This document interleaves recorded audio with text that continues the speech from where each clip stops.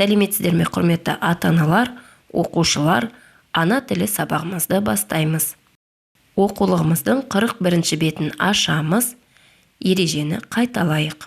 Бір буынды және алғашқы буыны бір дыбыстан тұратын екі буынды сөздерді тасымалдауға болмайды.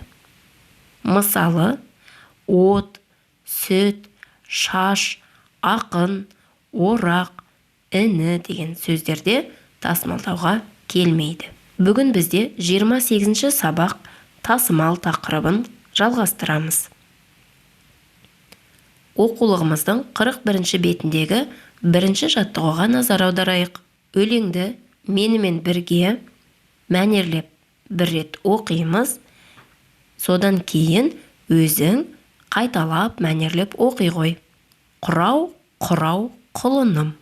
Құрау, құрау, құлыным. Құрығыма түсе ғой.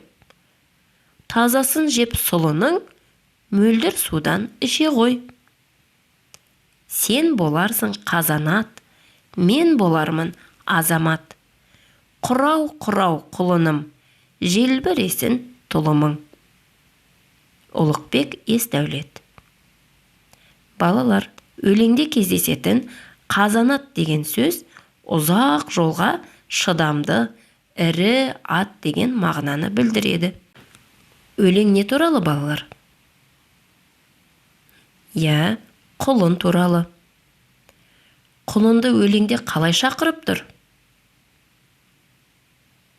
Құрау, құрау деп шақырады екен, Ал басқа төлдерді қалай шақыратынын білесің бе?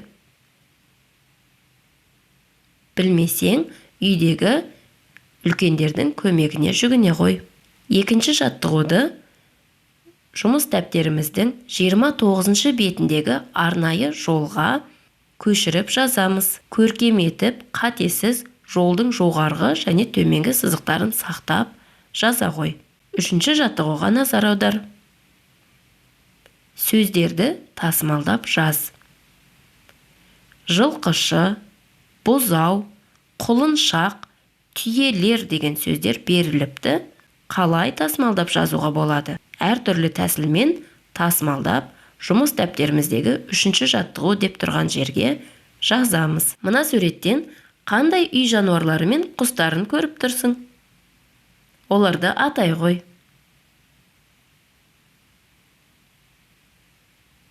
Тамаша. Дәптермен жұмыс.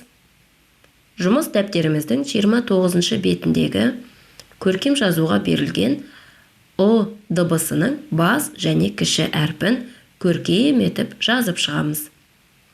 Үлгіге қарап, жолдың жоғарғы және төменгі сызықтарын сақтай отырып жаза ғой. Оқулығымыздың 42-ші бетінде берілген 2-ші және 3-ші жаттығуды осы жұмыс дәптерімізге орындаймыз.